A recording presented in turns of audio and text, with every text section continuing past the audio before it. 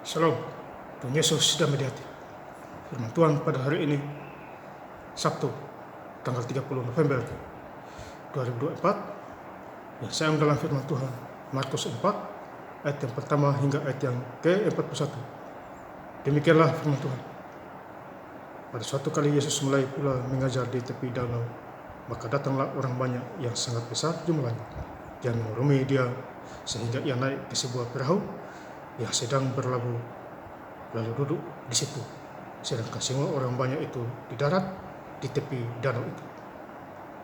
Ayat yang ke-41, mereka menjadi sangat takut dan berkata seorang kepada yang lain, siapa gerangan orang ini sehingga angin dan danau pun taat kepadanya. Demikianlah firman Tuhan. Bapak Ibu saudara-saudara sekalian saya cinta dalam Tuhan Yesus Kristus, ya. Firman Tuhan pada hari ini, ya, Sabtu tanggal 30 November 2024, mengingatkan kita semua, ya. Di Markus 4 ayat yang pertama,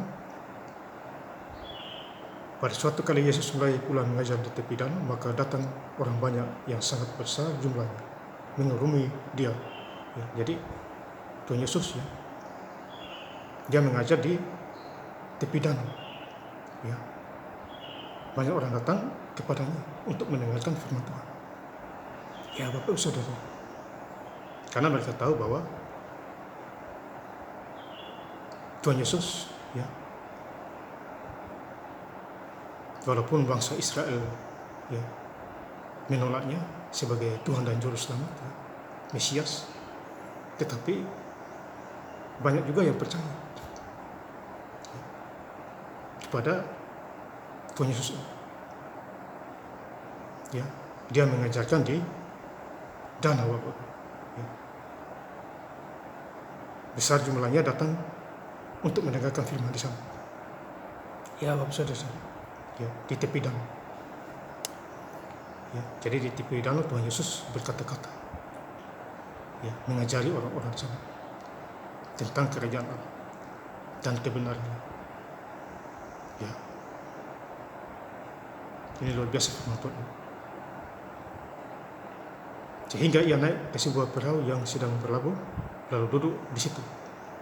Ya, jadi Tuhan Yesus duduk di situ, di perahu. Ya, dia mengajar orang-orang banyak di sana. Ya, mereka suka mendengarkan firman yang disampaikan oleh Tuhan Yesus Kristus. Padahal dia adalah Tuhan, dia Allah sendiri, dia pencipta. Ya Bapak Saudara, tampak disadari. Ya. Sedangkan semua orang banyak itu di darat di tepi danau itu.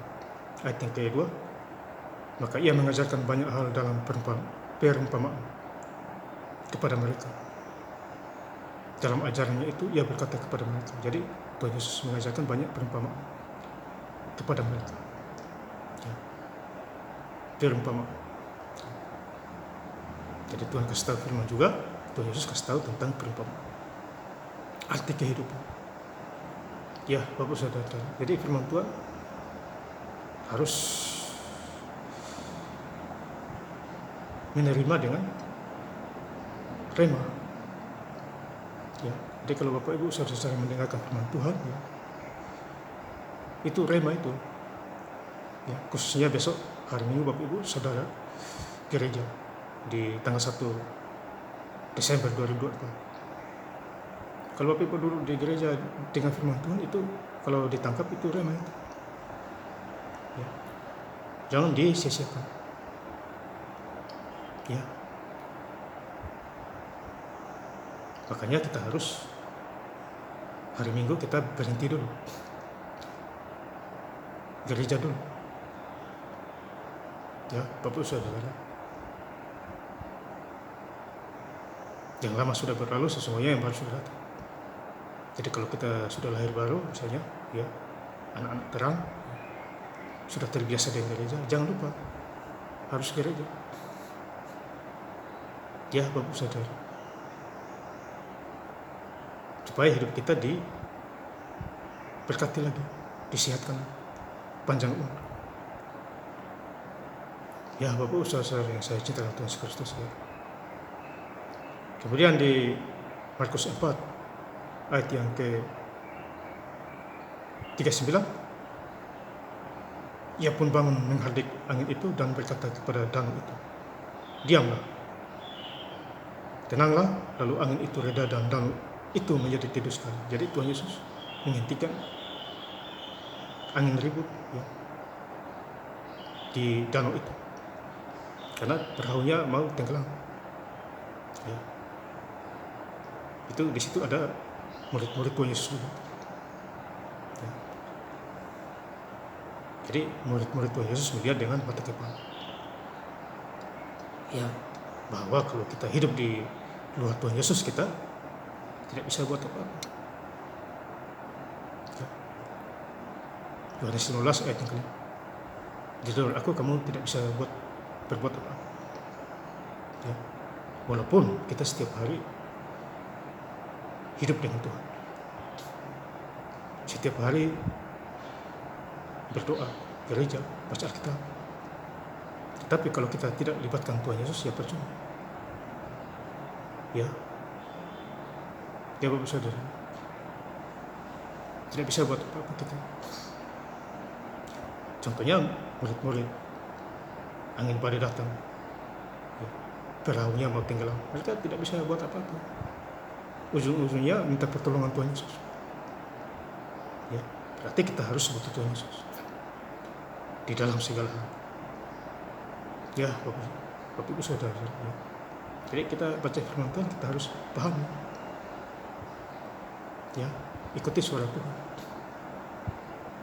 ya, Bapak Saudara ya. Kemudian di Markus 4 ayat yang ke-40, lalu ia berkata kepada mereka, mengapa kamu begitu takut? Mengapa kamu tidak percaya? Jadi Tuhan mengingatkan murid-muridnya, mengapa kamu kurang percaya dan takut? Dimanakah iman? Ya, jadi iman kita yang menentukan.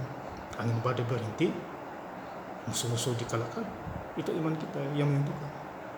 Sakit penyakit sembuh, iman kita yang menentukan ya. Memang Tuhan Yesus ada di mana-mana, tetapi kalau kita tidak beriman, tidak punya iman, ya kita ya begitu-begitu saja. Jadi iman yang menentukan ya, Bapak Saudara. Karena itu kita harus baca Alkitab ya, setiap hari ya. Saya doa-doa supaya bulan ini ya, ya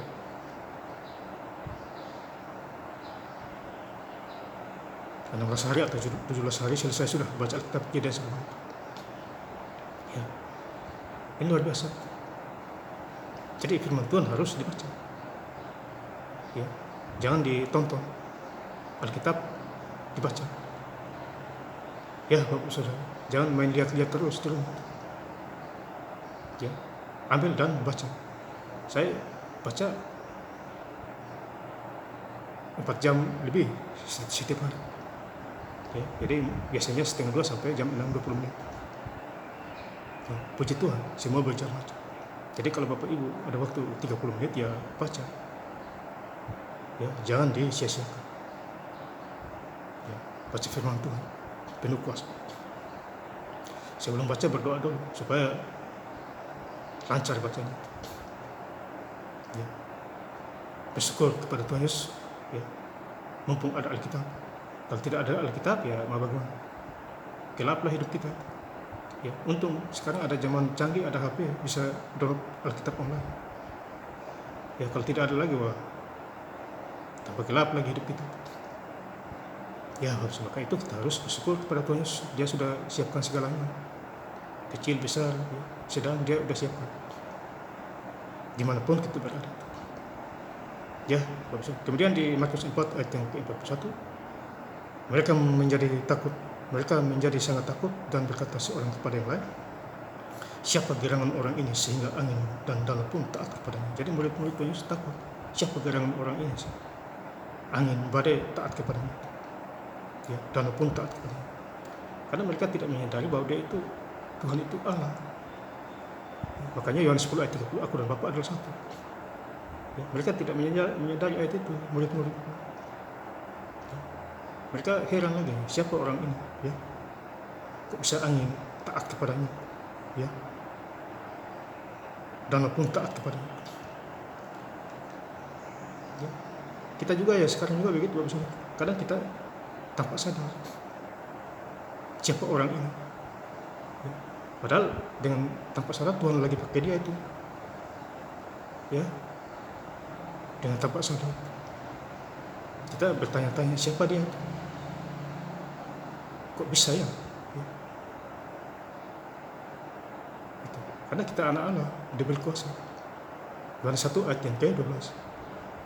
Ya Bapak Saudara, terima Yesus jadi anak-anak, gampang. Semua bebas, free, sakit penyakit hilang, sembuh. Miskin jadi kaya, bodoh jadi pintar. Ya, yang gelap jadi terang. Mau apa? Berkat mengejar kita. Kalau kita belum jadi anak Kristus yang sejati, ya kita mengejar berkat. Itu pun kalau kita dapat pun cepat lenyap. Tetapi kalau kita sudah menjadi anak-anak, berkat datang sendiri. Ya, Tuhan tanpa-tanpa. Hidup berkecukupan. Ya Bapak Saudara. Bahkan naik menjadi kepala bukan menjadi ekor. Dan saya ingin lebih lengkap lagi membaca ayat firman Tuhan pada hari ini. Sabtu, tanggal 30 November 2004 di Markus 4 ayat yang pertama hingga ayat 41. Pada suatu kali Yesus mulai pula mengajar di tepi danau, maka datanglah orang banyak yang sangat besar jumlahnya mengerumuni dia, sehingga ia naik ke sebuah perahu yang sedang berlabuh, lalu duduk di situ, sedangkan semua orang yang banyak itu di darat di tepi danau itu. Mereka menjadi sangat takut dan berkata seorang kepada yang lain, siapa gerangan orang ini sehingga angin dan danau pun taat kepadanya. Terima kasih. Tuhan Yesus Kristus memberkati. Haleluya. Amin.